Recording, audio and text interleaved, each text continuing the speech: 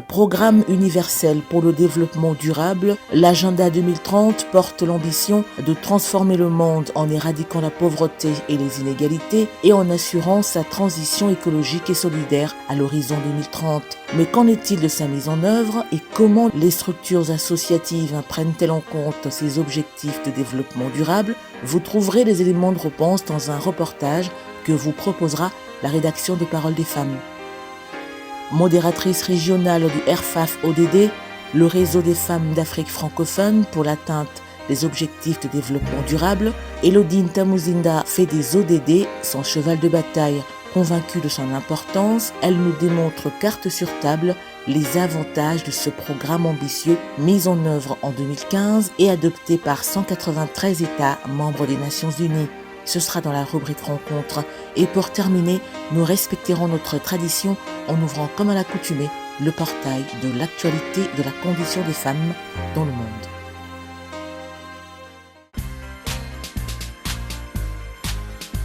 Bienvenue à toutes et à tous à ce nouveau numéro de Paroles des femmes qui est votre rendez-vous hebdomadaire et qui met en exergue la compétence féminine. Aujourd'hui, nous parlerons des ODD, les objectifs de développement durable, qui est un programme mis en œuvre en 2015 par les Nations Unies et adopté par 193 États membres justement de cette organisation afin de changer le monde et de le rendre meilleur.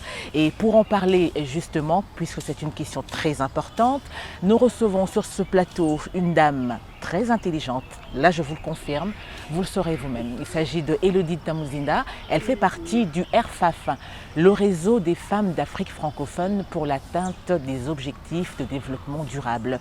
Avec elle, on en saura un peu plus. Ce sera tout à l'heure, juste après cet élément de reportage. Regardez.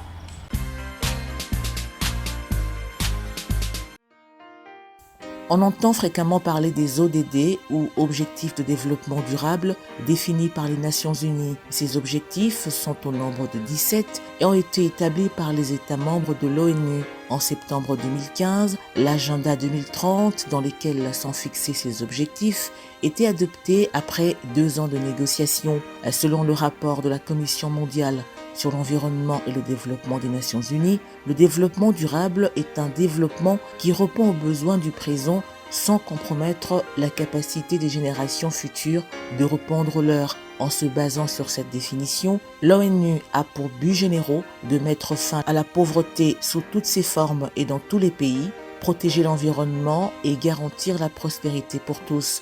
À partir de ces 3 piliers, 17 objectifs sont donnés: l'éradication de la pauvreté, la lutte contre la faim, l'accès à la santé, l'accès à une éducation de qualité, l'égalité entre les sexes, l'accès à l'eau salubre et à l'assainissement, le recours aux énergies renouvelables, l'accès à des emplois décents, bâtir une infrastructure résiliente, promouvoir une industrialisation durable qui profite à tous et encourager l'innovation, la réduction des inégalités, les villes et les communautés durables, la consommation et production responsable, la lutte contre le changement climatique, la protection de la vie aquatique, la protection de la vie terrestre, justice et paix, ainsi que les partenariats pour la réalisation des objectifs. Ces cibles devant être atteintes d'ici 2030, l'ONU a mis en place des indicateurs de suivi. Elle mesure les progrès réalisés à partir de la déclinaison des 17 objectifs en 169 cibles, eux-mêmes associés à une liste de 244 indicateurs. Les acteurs de la société sont donc appelés à s'approprier ces thèmes. C'est le cas du RFAF-ODD, le réseau des femmes d'Afrique francophone pour l'atteinte des objectifs de développement durable qui regroupe des femmes leaders et personnes physiques pour la promotion du genre dans la mise en œuvre des ODD dans la région d'Afrique francophone. Créé pour une durée indéterminée, le RFAF-ODD s'adapte aux différents programmes des Nations Unies et des États. Merci à vous de nous rejoindre dans la deuxième partie de ce Parole des femmes consacrée, vous le savez, à la rubrique rencontre et comme annoncé dans le sommaire de l'émission de ce jour. Aujourd'hui, nous parlerons donc des ODD, les objectifs de développement durable, qui a pour but, donc on l'a dit également, de changer le monde d'ici 2030. Et pour en parler, nous recevons avec joie Madame Elodie Ntamuzinda. Bonjour Madame. Bonjour chers partenaires. sincèrement. Tu peux me laisser rougir au moment où j'ai une peau noire.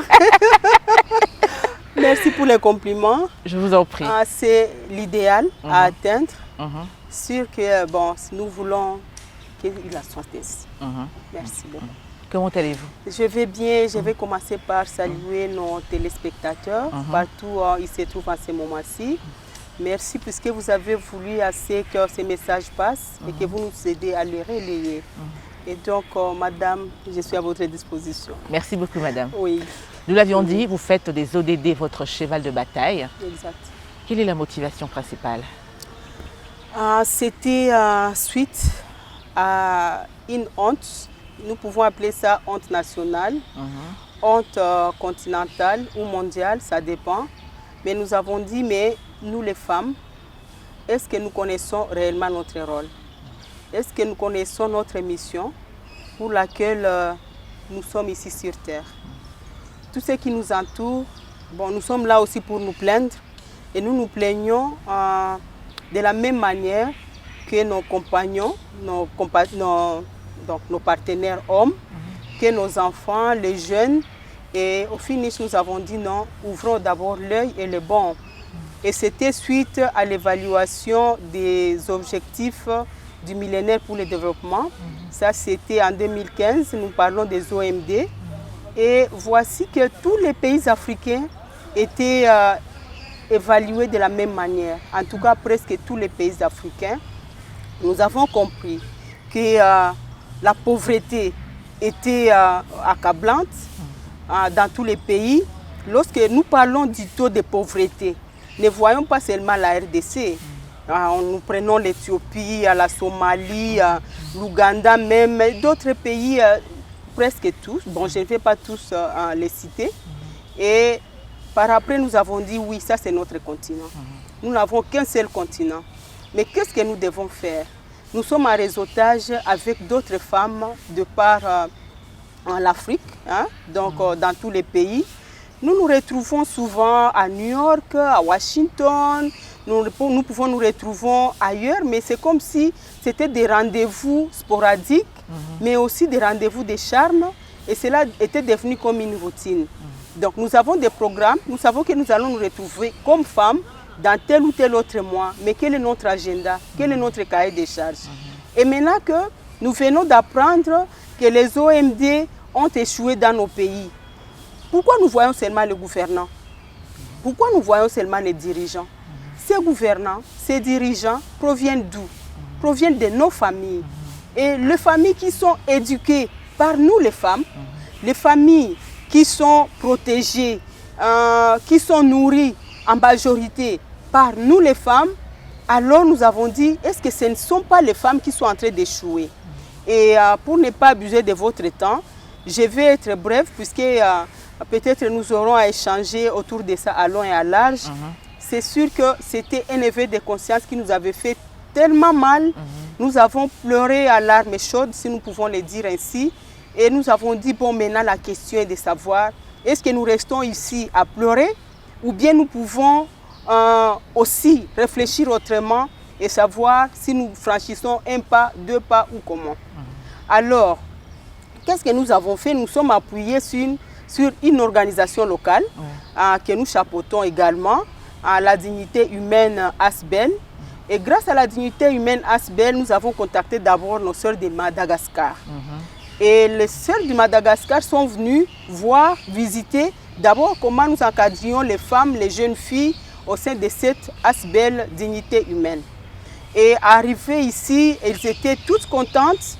Elles ont dit, mais madame, vous sous-estimez tout ce que vous faites, mais vous faites beaucoup pour nos jeunes, surtout les jeunes filles. Nous formions les hôtesses d'accueil de l'air, les femmes, donc les futures femmes des ménages, ceux qui doivent aussi faire la restauration. Donc, il y avait même les cours d'anglais. Il y avait autant de filières que nous poursuivions et cela était un ouf de soulagement pour nos sœurs du Madagascar. Elles ont dit à partir de ça, nous devons réfléchir maintenant comment nous faisons la même chose dans tous les pays. Mais je leur ai dit, ce n'est pas facile puisque c'est un long chemin à parcourir. Exactement. Pour que j'en arrive là. Nous avons essayé à maintes reprises. Nous sommes tombés, nous nous sommes relevés et comme nous sommes en train de courir derrière l'évaluation de 2030 pour les ODD, les objectifs de développement durable, nous n'allons pas dire que nous allons emprunter le même schéma que nous avons emprunté pour nos structures de base. Maintenant, nous allons prendre ces structures de base ensemble et voir où est le gap exactement. Puisque travailler aussi comme des routiniers, croire qu'on peut se lever le matin juste pour se rendre au lieu du travail sans qu'à la fin du mois on évalue ce qu'on a gagné réellement et qu'est-ce qu'on a amélioré, ça ne sera pas ça le développement durable. Le gap, c'est lequel? C'est d'abord le renforcement des capacités, pas dans la forme que nous le faisons toujours, puisque lorsqu'on parle de renforcement des capacités, lorsque nous parlons de renforcement des capacités ici chez nous, souvent, c'est devenu comme un slogan. Exactement. Et vous allez voir tout le monde dans des ateliers, par-ci, par-là, un renforcement des capacités. Et nous faisons presque la même chose, ça devient une usure de tête. Nous avons dit, la femme qui veut emprunter, par exemple, la filière agro-pastorale, qu'elle soit renforcée, qu'elle ait la formation et le recyclage dans ce qu'elle fait, qu'elle sache suivre la chaîne des valeurs, depuis la préparation du sol jusqu'au niveau de la commercialisation. Donc il y a là la récolte, le conditionnement, l'emballage, il y a aussi la vente en ligne, donc la nouvelle technologie s'y mêle. C'est vaste. Et si c'est vaste, le monde nous laisse tellement loin et nous connaissons que les pays du Nord sont là maintenant pour nous pomper leurs produits, souvent périmés, expirés. Et pourtant, c'est nous qui avons le sol, nous avons l'oxygène, c'est nous qui avons des forêts, c'est nous qui donnons tout. Et pourquoi nous allons rester là comme des consommateurs de ce qui nous vient d'ailleurs, puisque c'est bien emballé, mais en attendant, le contenu est vide. Et souvent, des aliments qui nous font des maladies. Et donc, il fallait réfléchir dans ce sens-là. Je donne juste cet exemple. Alors, après le renforcement de cette capacité, et donc en suivant les chaînes de valeur, il fallait maintenant réfléchir comment suivre ODD par ODD et comprendre qu'est-ce que chaque ODD renferme comme valeur intrinsèque. Nous avons compris qu'il y a quand même de ces ODD-là qui sont à l'épicentre. Je sais que vous allez y arriver, je ne vais pas marcher trop vite. Et donc, nous avons compris qu'il faut étudier les ODD, savoir qu'est-ce que c'est l'objectif de développement durable. Le développement durable qui est le mot-clé, c'est comment? Et ce n'est pas pour nous. Donc, ce qui est durable, c'est pour les générations futures. Exactement. Maintenant, qu'est-ce que nous pouvons faire aujourd'hui pour que dans 5 ans, 10 ans, 15, 20, 50, au-delà, ceux qui vont venir après nous sachent réellement que nous avons travaillé et qu'ils bénéficient de ce que nous aussi nous avons bénéficié, puisque Dieu nous a tout donné, mais nous sommes en train de tout détruire. Donc nous ne pensons pas aux générations futures, nous ne pensons pas au durable, et c'est pour cela que nous avons dit, ça deviendra ça notre cheval de bataille, pour qu'en 2030, nous soyons évalués autrement.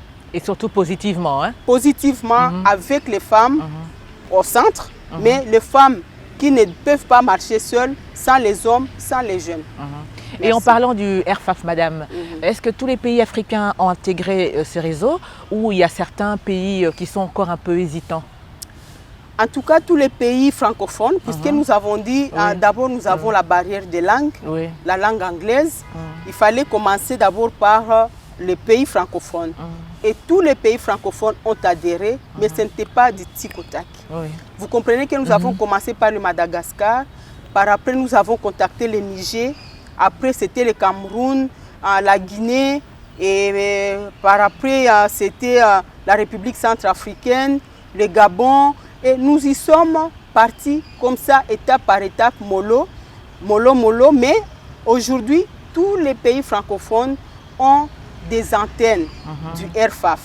Lorsque nous parlons des antennes, nous ne disons pas que ce sont des gros bureaux climatisés, puisqu'il faut d'abord que le gouvernement de chaque pays comprenne que ces réseaux c'est pour accompagner leur programme. Voilà. Et lorsque les gouvernements auront compris, peut-être ça ne sera plus à notre avantage, puisque nous sommes en train de passer, nous avons dit que nous devons avoir des mandats à observer et à respecter. Mais comme j'ai été responsabilisée comme modératrice régionale, donc du continent, mes soeurs disent que je dois être encore là pour l'autre mandat, mais c'est que moi je n'encourage pas, puisque oui, nous pouvons être déterminés à bien faire, à améliorer nos faiblesses en force, nos menaces en opportunité, mais nous pouvons dire aussi que les textes doivent être respectés. Nous devons observer nos textes. Lors de l'Assemblée générale de la fin du mois de novembre, donc d'ici presque quelques jours, nous allons voir si réellement les textes doivent être modifiés, puisque nous avions parlé d'un seul mandat. Mais de mon côté, j'ai dit que ce n'est pas encourageant. Ils m'ont démontré noir sur blanc que si je lâche à ce niveau-ci, il y aura des problèmes. Mais moi, j'ai dit que les hommes passent, les institutions restent. Et comme initiatrice et cofondatrice en même temps, je sais que j'aurai toujours un grand rôle à jouer pour continuer à pousser d'autres à aider, puisque c'est une collaboration, comme nous l'avons fait au sein de la dignité humaine. Entre-temps, la compétence parle d'elle-même, madame. Elles ont encore besoin de vous, de votre expérience, beaucoup plus activement. Si j'étais compétente, je ne pouvais pas faire recours à d'autres sœurs africaines. J'ai compris mes limites, je les ai intériorisées et j'ai dit, autant que je l'ai fait au sein de la dignité humaine, m'associer avec les jeunes, m'associer avec d'autres femmes. Je l'ai fait aussi au sein du consortium des réseaux des femmes, où je suis la présidente du conseil d'administration. Je l'ai fait partout où je passe. Je connais mes limites, j'en ai à revendre. Bien sûr. Et je me dis que ce sont ces limites qui font assez que je me dise, non, mes mains sont là. Donnez-moi ce que je manque pour me compléter. Et c'est ce que je dois faire aussi aux autres. Donc la compétence, c'est le résultat de tout ce que nous faisons ensemble. Et c'est bien réfléchi parce qu'on dit l'union fait la force, donc ensemble, nous allons plus loin. Très bien. Rappelons, Madame Elodie, que vous êtes la modératrice régionale du RFAF ODD. Alors comment remplissez-vous ce rôle? Oui, ça c'est... Comme d'habitude, Madame Nancy a détesté ces questions-là. Remplir, comment est-ce que je l'ai fait? D'abord, je dois vous avouer que les jours n'ont pas changé. C'est toujours 24 heures. Nous avons toujours 365 jours par an. Nous avons des responsabilités. Je suis experte au sein du Conseil économique et social de la RDC. Mais aussi, vous savez, de là où je viens, j'étais aussi membre de la Commission électorale nationale indépendante dans le mandat passé. Et nous essayons de tout faire, nous faisons avec. Donc nous devons travailler, nous devons être maires, nous devons continuer à servir aussi les pays autrement, mais aussi aider les réseaux des femmes, puisque c'est ça notre passion, c'est ça notre carrière. Nous sommes de la société civile et cela, jusque-là, n'a pas changé. Alors, mettre tout ça dans un seul paquet et dire comment est-ce que nous pouvons nous en sortir, comment est-ce que nous le faisons. En tout cas, parfois, nous évaluons le travail de chaque jour et nous disons, est-ce que nous ne travaillons pas plus de 24 heures. Et pourtant, nous avons dit qu'un jour a seulement 24 heures. Voilà. Parce que vous pouvez dormir et vous rêvez quand même qu'il y a quelque chose à faire. Mais des fois, vous demandez à Dieu pourquoi les jours ne font pas 30 heures, par exemple. Exactement. À un certain moment, vous êtes en train de travailler, mais on vous dit, non, madame, regarde, il est quelle heure? Mais les enfants appellent, le mari appelle, disent, mais finalement, c'est quoi cette affaire? Mon Dieu. Alors, ce n'est pas facile, mais comme je l'ai dit, partout là où nous voyons que nous ne savons pas remplir certaines tâches, nous nous faisons compléter. Nous nous faisons compléter par les autres. Je peux avouer que ma vice-modératrice, que je salue en passant, si elle me suit, puisque je sais que notre chaîne traverse les frontières. Ah oui, absolument. Je vous salue mes soeurs partout où vous êtes, en commençant par notre modération pays, chapeautée par Madame Révérende Bibiane Bongo. Je salue Madame Volaciana et tous les membres du bureau. Et donc, je sais que c'est grâce à vous que j'arrive à m'en sortir. Et c'est grâce à vous que je ne vois plus mes faiblesses, puisque vous les transformez en force. C'est grâce à vous que je ne vois pas toutes les menaces qui pèsent sur nous, puisque ensemble nous les transformons en opportunités. Voici comment nous remplissons ces rôles. Et c'est très bien. Merci beaucoup. C'est vrai qu'il existe 17 ODD, Ouais. c'est beaucoup. Aujourd'hui, on va essayer d'en prendre 7 ou 8, ça dépendra du temps. Mais pourquoi avoir attendu 2015 pour les fixer? Comme je l'ai dit encore, c'était suite à une révolte. C'était suite à cette révolte-là. Et nous avons dit, vaut mieux tard que jamais. Les OMD ont été institués en 2000, mais est-ce que nous avions la même compréhension à ce moment-là? À ce moment-là, nous courions derrière les événements, l'insécurité, les pays qu'il fallait réunifier. Et donc nous étions aussi dans tout ça. Suivre ce qui se passe à Sun City. Nous étions des jeunes femmes au sein de la société civile, mais toujours jouant quand même des rôles très importants. Et moi, je crois que c'était 2015, l'année où nous avons eu quand même à dire non, trop c'est trop.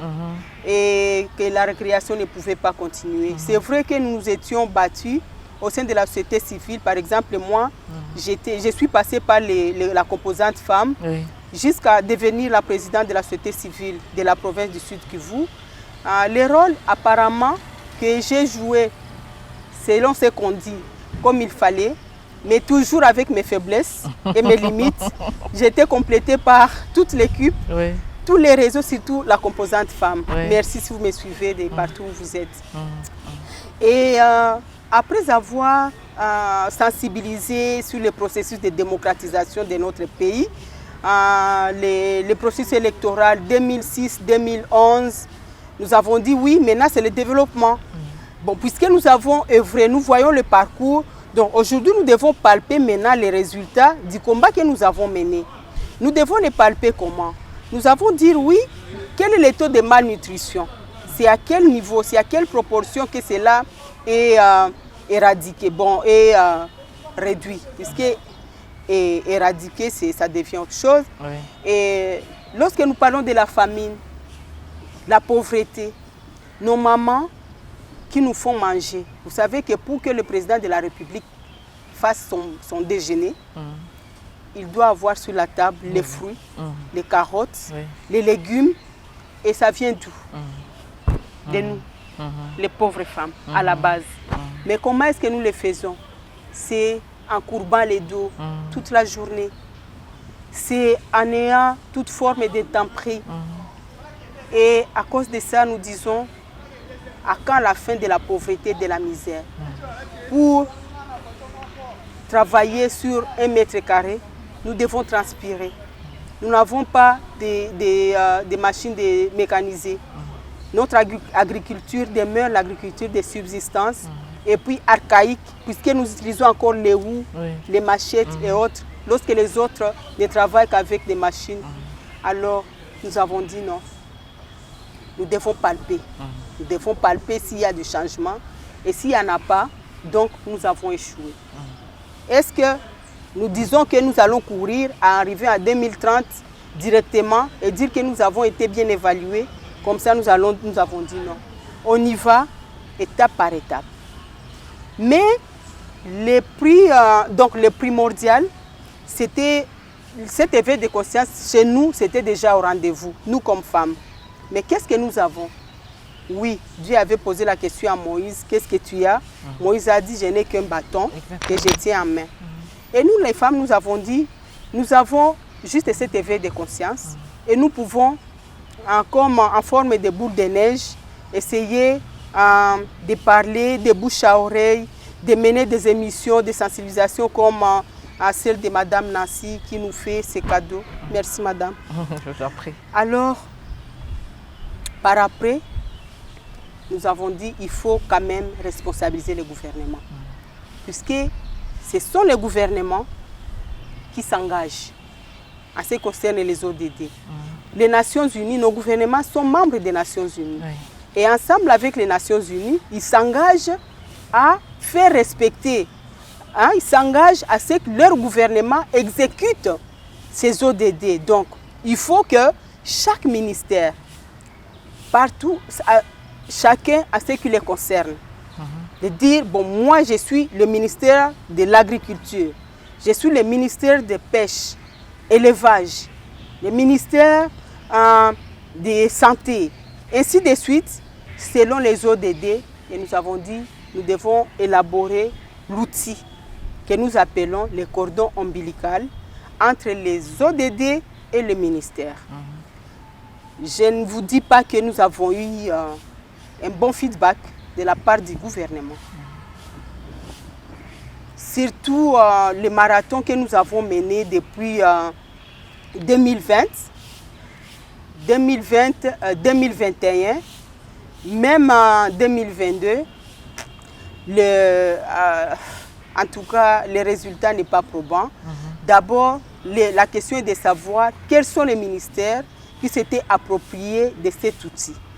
Là où nous montrons comment chaque ministère est affecté et attaché à l'un ou l'autre ODD. Qu'est-ce que nous pouvons faire maintenant ensemble? Nous avons proposé même un plan d'action en rassurant aux gouvernants que ce n'est pas à eux de nous faire des fonds, de l'argent. Puisque l'argent, nous pouvons l'avoir même sur base des cotisations des membres. L'argent, nous pouvons l'avoir sur base de nos récoltes. Mais la politique du pays, les orientations, être programmée dans ce que le pays a mis sur pied et pourquoi pas des subventions. Puisque ce n'est pas de l'argent à dire, bon, Elodie est venue, l'enveloppe, non, non. Puisque moi d'ailleurs, je ne gère pas l'argent partout où je passe. Je laisse les autres gérer, mais moi je dois me focaliser sur les activités et les résultats. Et donc les ministères, à ce niveau-là, je peux le dire haut et fort, n'ont pas joué leur rôle. Or, nous avons dit que nous n'allons pas juger les ministères, nous n'allons pas juger les gouvernants, nous allons y aller tous ensemble, main dans la main, et voir ce que nous pouvons atteindre ensemble. Par contre, nous avons à féliciter Madame Eve Bazaïba, la VPM, la vice-première ministre, le ministre de l'Environnement, c'est le ministère de l'Environnement et Développement durable. Elle nous avait clairement dit, moi, je n'ai pas l'argent à vous donner, et c'est bon puisque vous aussi, vous ne demandez pas l'argent, mais vous demandez à ce que nous puissions collaborer et voir ce que nous pouvons faire ensemble, étape par étape. Et si vous avez des projets bancables, qui sont des projets qui peuvent réellement aider nos communautés, surtout dans la création d'emplois chez les jeunes femmes, chez les jeunes filles et les femmes, et même tous les jeunes en général, en tout cas, n'hésitez pas à m'associer. Maintenant, c'est nous qui avons causé du retard, puisque nous avons dit quel est le projet bancable réellement que nous pouvons soumettre pour que d'abord la RDC en bénéficie et voir comment prendre ça comme modèle à soumettre dans d'autres pays. Pour ça, nous pouvons dire qu'elle a joué son rôle. Oui. Elle a tout fait que nous soyons, pour que notre message passe et à la pré-COP ici à Kinshasa, oui, et à la COP en Égypte. Et je ne sais pas ce que nous pouvons lui donner pour dire oui, nous sommes vraiment reconnaissantes de cet acte. Mais nous disons aussi c'est un engagement qu'elle avait pris, oui, pour nous accompagner. Tout ce que nous pouvons dire, c'est féliciter une telle personnalité et encourager d'autres autorités à faire de même. Elle ne nous donne jamais l'argent, mais elle fait ce qu'elle peut pour nous accompagner techniquement. Et nous savons que lorsque ce projet sera prêt, elle va se battre pour que cela se fasse. Et donc, en bref, c'est ça. Oui. Je sais qu'aujourd'hui, je parle aussi beaucoup. Mais vous êtes là pour nous expliquer, justement. Je vais tout faire pour essayer d'être un peu brève. Exactement. Alors, attaquons, madame, le premier objectif, l'éradication de la pauvreté.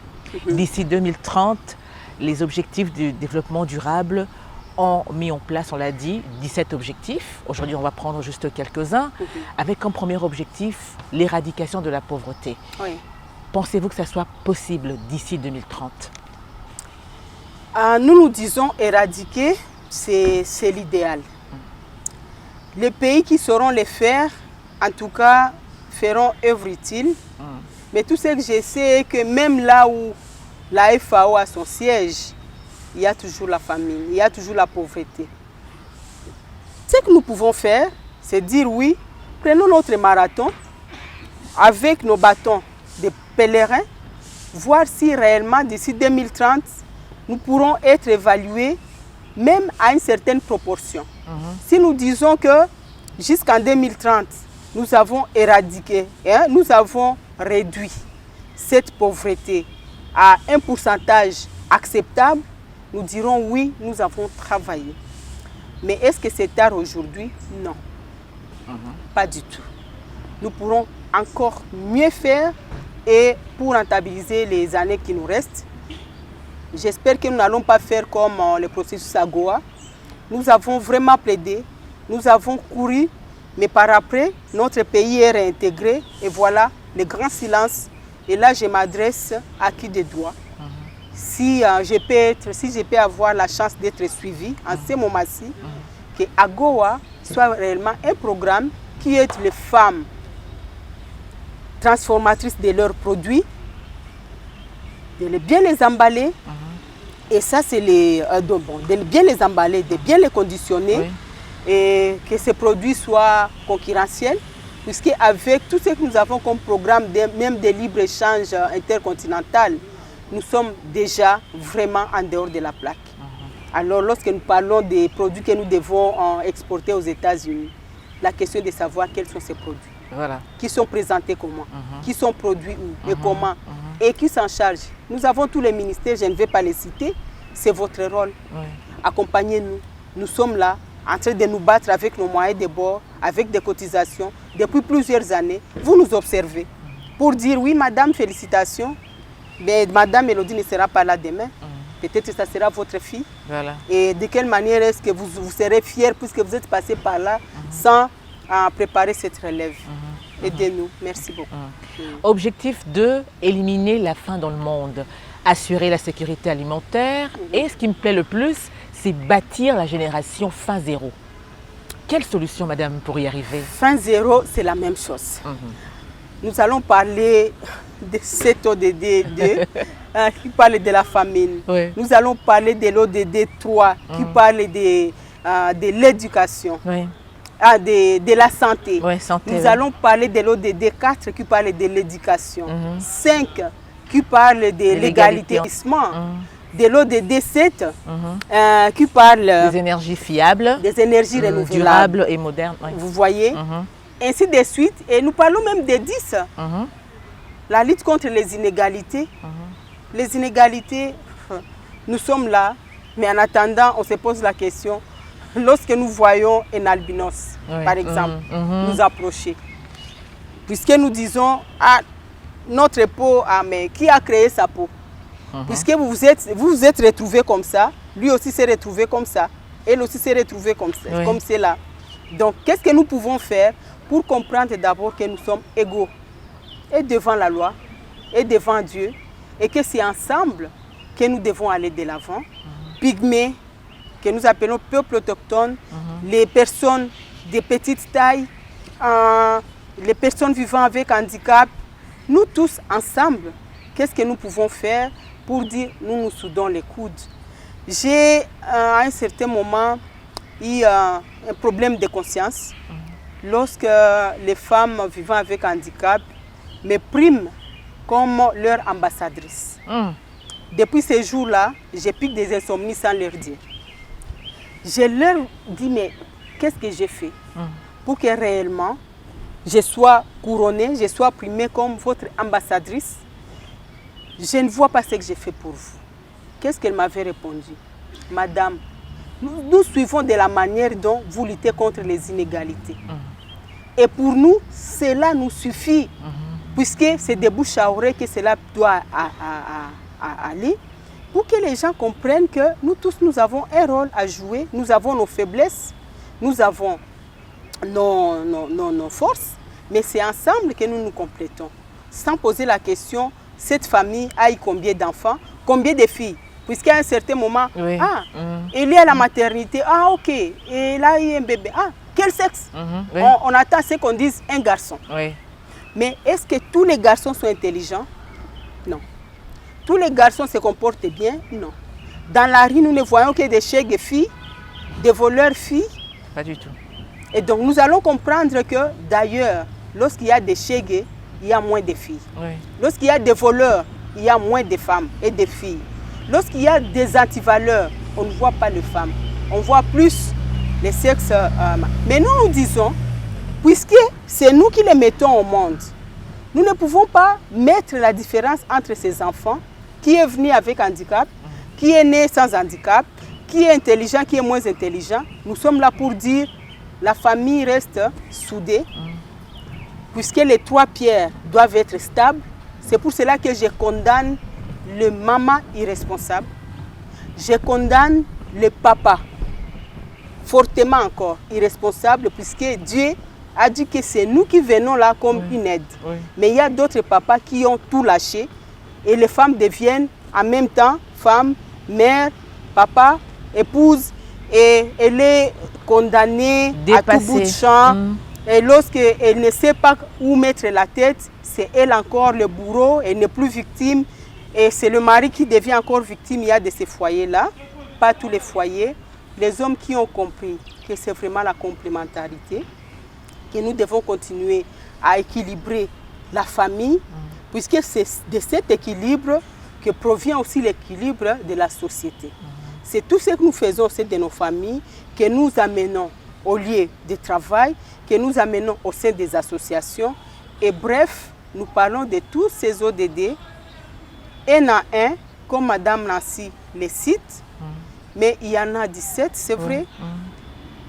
Il y a aussi l'ODD 11, par exemple. Nous parlons des villes et communes durables. Oui. Lorsque nous parlons des villes et communes durables, mais qui va les rendre durables et comment? Nos communes qui n'ont plus de caniveaux, ce que nous appelons des terrassés, Oui. c'est durable à quel niveau? Puisque déjà nous ne bénéficions plus de ces caniveaux aujourd'hui. Nos enfants qui viennent, ou bien les enfants de leurs enfants, ne verront pas ces caniveaux. Donc les communes là ne sont plus durables. Nous ne voyons même plus où se trouvent les terrains de foot, où se trouve tout ça, il n'y en a plus. Donc, où se trouvent ces jardins? Comme un jardin comme celui-ci. Oui. Non, ici, c'est à féliciter. C'est paisible, c'est bien entretenu. Mais ça demande quoi? Combien de millions? Vous allez trouver que c'est juste la détermination et le courage pour les rendre paisibles. Madame Nassim me dit, non, non, c'est là où nous devons nous asseoir. Je regarde, je dis, Madame ODD, Maman Nassim est devenue Maman ODD. Ah oui, je le confirme. Maintenant, qu'est-ce que nous devons faire pour que toutes les avenues aient cette nature? Non, nous sommes là pour tout couper, tout raser. Malheureusement, vraiment. Et par après, nous ne comprenons pas que ce n'est pas pour nous. Nous sommes juste des simples gérants. C'est d'ailleurs ce qui cause des fortes chaleurs, madame. Nous aurons encore une chaleur plus que celle que nous sommes en train de connaître. Aujourd'hui, nous disons qu'avec l'ODD 13, en plus que je voulais y arriver, oui, allez-y. Nous sommes en train de sensibiliser davantage pour continuer à lutter contre le réchauffement climatique. Oui. Mais sachez que les pays qui ont pollué notre atmosphère ici, les pays qui nous ont volé notre oxygène, qui sont en train de le voler, continueront encore à polluer. Puisque leurs usines doivent continuer à produire et à fonctionner. Leurs fumées doivent continuer à toucher la couche d'ozone. Mais nous sommes là pour dire que notre Afrique doit rester ses poumons. Surtout la RDC qui est le pays solution, qui a été proclamé pays solution depuis l'année passée à Glasgow, à la COP 26. Mais nous parlons de ces forêts. Nous ne voyons pas comment les grumes passent chaque jour, qui proviennent de nos forêts, qui partent enrichir encore ces pollueurs. ils polluent, mais ils sont en train de nous voler encore nos forêts. Qu'est-ce que nous recevons en retour? Oui, ils nous apportent des sacs, des cartons, des cargaisons, des kalachnikovs pour alimenter les groupes armés. Ça, nous sommes d'accord et nous disons merci. Ils nous apportent aussi des iPhones, des ordinateurs qui coûtent tellement cher. Nous qui n'avons même pas l'espérance de vie, nous n'avons pas la possibilité de trouver parfois $1 par jour, nous sommes obligés de recourir à ces machines, puisqu'à un certain moment, lorsque nous parlons de la nouvelle technologie, une femme qui doit télécharger, par exemple, une application, on vous dit dans tel téléphone que ça ne marche pas.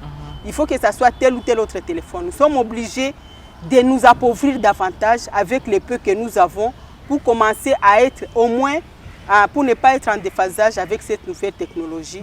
Vous comprenez de quelle manière est-ce que nos ressources nous reviennent. Exactement. Et alors, est-ce que nous allons continuer à crier, à nous plaindre, ou bien nous disons, oui, nous sensibilisons les femmes, mais nous n'attaquons pas les gouvernants, nous les approchons pour leur montrer que c'est ça le plaidoyer aussi.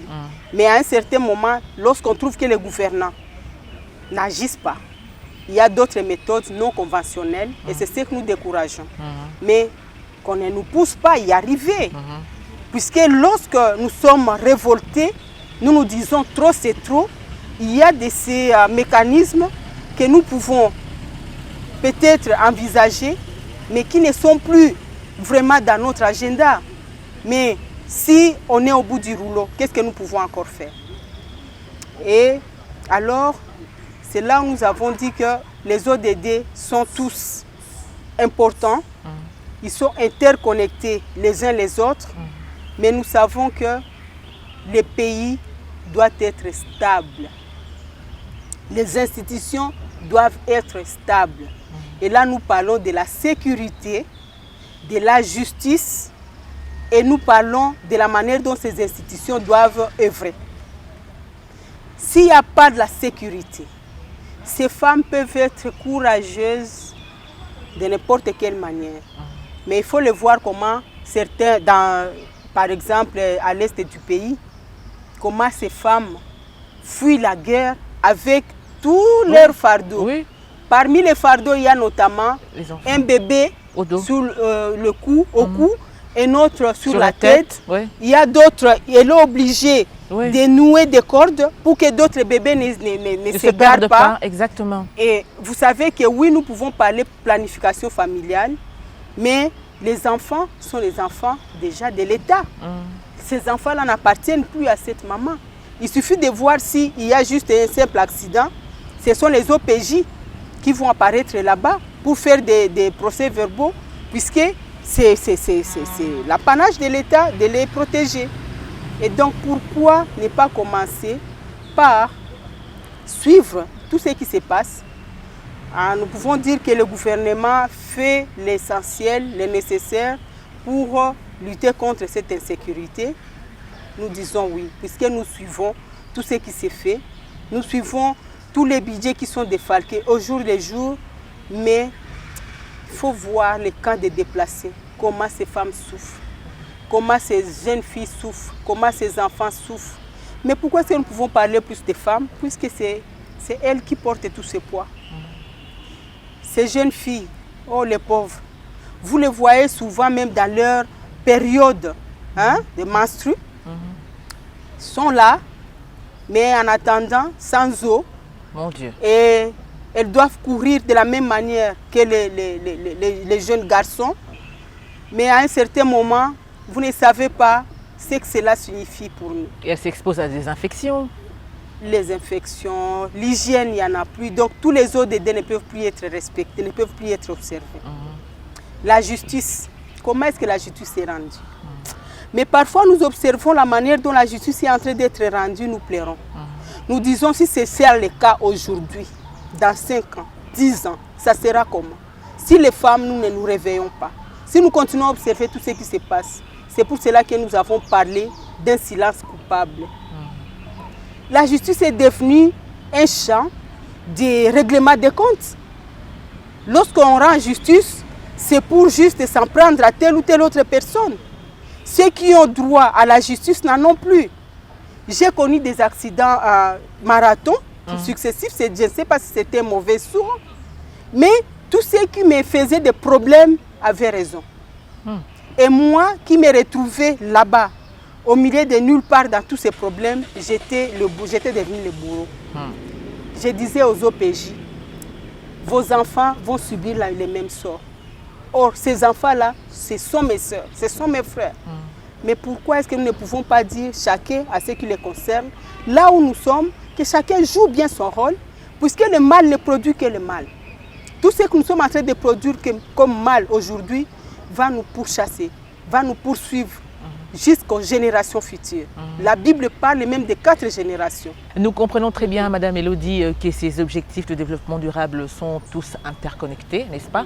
Mais vous déplorez le fait que le partenariat ne suit pas et c'est un tout petit peu décourageant. Mais bon, qu'à cela ne tienne, vous continuez quand même à lutter. Alors une dernière question avant de mettre un terme à l'entretien de ce jour. Comment peut-on donc stimuler la génération des jeunes à être derrière les ODD? D'abord, c'est leur démontrer, noir sur blanc, que les ODD, c'est d'abord eux. Nous parlons des générations futures, nous parlons des programmes et des actions durables. Donc, les durables, ce n'est plus nous. Nous sommes en train de passer. Je me rappelle lorsque j'avais eu mon premier enfant. Aujourd'hui, je me dis, mais la fille a fini, elle a fini les études, elle travaille, elle se prépare pour ses projets d'ici là. Et mais je me dis finalement, donc je ne suis plus la petite là, je ne suis plus la jeune que j'étais. Maintenant tout ce que je peux faire, c'est d'éveiller la conscience de ces jeunes. Puisque la relève, c'est d'abord eux. C'est eux qui doivent réellement se battre pour que ces objectifs soient atteints. C'est pour cela que nous disons, nous devons y aller ensemble et je ne peux pas conclure sans les inviter encore une fois. Les émissions pareilles, je peux dire que c'est une manne pour nous. Mais comment relayer ces messages? Approchez-nous, mais cliquez surtout sur l'internet, écrivez juste les 17 ODD et vous verrez toutes les explications possibles. Chacun à son niveau peut constituer l'épicentre ou le centre de ces ODD. Et c'est ensemble que nous allons être évalués. On ne parlera pas seulement du gouvernement, on ne parlera pas de Madame Elodie, on parlera juste de la population congolaise en général, surtout les jeunes. En 2010, je n'aurai plus la force que j'ai, mais c'est vous qui parlerez. Je n'aurai plus en 2030 plutôt, je n'aurai pas la force de courir, c'est vous qui le ferez. Et nous avons aussi l'agenda 2063 de l'Union africaine. Si nous ne parvenons pas à atteindre 2030, donc il nous sera impossible d'atteindre 2063. Alors lorsque je parle de 2063, je ne parle pas d'Elodie. Si Dieu me fait grâce que je sois en vie, je serai là pour suivre seulement ce que vous faites à la télé. Et donc, c'est ensemble que nous irons de l'avant. Je remercie le Conseil économique et social qui m'encadre en ce moment-ci, puisque partout où nous passons, c'est un encadrement qu'on nous fait, c'est un accompagnement. J'ai été encadré au niveau de la commission électorale, non d'abord au niveau de la société civile, même si j'y suis toujours, et puis au niveau de la commission électorale, au niveau du Conseil économique où je suis experte aujourd'hui. Demain ou après-demain, je pourrai être ailleurs. Et c'est à ce titre que je dis merci beaucoup. Vous qui êtes nos aînés, vous qui êtes nos compagnons de lutte, et allons-y, mais ne lâchons pas. Quels que soient les obstacles, quelles que soient les faiblesses que nous avons nous incarnons, nous pouvons toujours les transformer en force ensemble. Nous pouvons toujours transformer ces menaces en opportunités ensemble pour, au jour le jour, aussi traiter notre être. Je parle de l'être en général, notre savoir-faire, notre savoir-faire faire, notre savoir-vivre. Vous voyez que c'est tout ça qui alimente ces ODD de la famille, nos associations le lieu de travail jusqu'au niveau de nos gouvernants. Madame Nassi, merci infiniment. Merci à vous, madame. Quatrième pouvoir. Soyez toujours là pour nous. Merci beaucoup. En tout cas, merci beaucoup à vous, madame Élodie, d'avoir eu le temps de parler avec nous, surtout de nous expliquer un peu plus profondément par rapport justement à ces ODD qui sont très importants.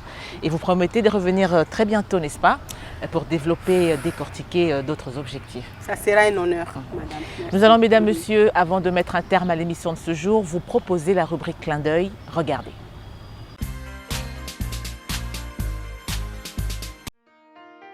Voici pour vous l'actualité de la condition des femmes dans le monde. Montée des eaux, sécheresse plus importante, pluie plus violente, partout dans le monde, le réchauffement climatique fait déjà des victimes.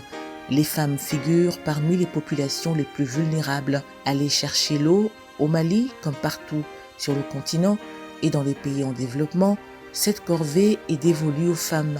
Avec le dérèglement climatique, la distance entre le village et le point d'eau le plus proche ne cesse de s'allonger. Ceci n'est qu'un exemple parmi d'autres de l'impact du réchauffement climatique sur la vie quotidienne des femmes. Par ailleurs, selon l'ONU, les femmes ont 14 fois plus de risques de mourir en cas de catastrophe naturelle. À l'inverse, les hommes sont plus alertes sur ces sujets, donc quand il y a des inondations, les femmes vont être plus vulnérables et vont moins réussir à se sauver que les hommes. Elles ont tracé leur chemin dans le monde très masculin de l'arbitrage jusqu'au Graal, la Coupe du monde de football. 6 femmes arbitres, 3 assistantes sont donc au sifflet au Qatar du 20 novembre au 18 décembre 2022 prochain. Une première pour ces pionnières qui font passer la compétence avant le genre. Stéphanie Frappard, Salima Mukasanga, Yoshimi Yamashina, une Française, une Rwandaise et une Japonaise comptent parmi les 36 arbitres de champ sélectionnés pour le Mondial de football 2022. C'est peu, mais très inédit pour l'épreuve majeure du football masculin. Quant à la Brésilienne Neuza Bach, la Mexicaine Karen Diaz Medina et l'Américaine Catherine Nesbitt, elles officieront en tant qu'assistantes aux côtés de 66 autres arbitres assistants. Et ces trentenaires bouleversent ainsi l'ordre établi dans l'univers très masculin de l'arbitrage de football grâce à un parcours sans faute remarqué par la FIFA, la Fédération internationale de football association. Et ce sera tout pour l'actualité de la condition des femmes dans le monde.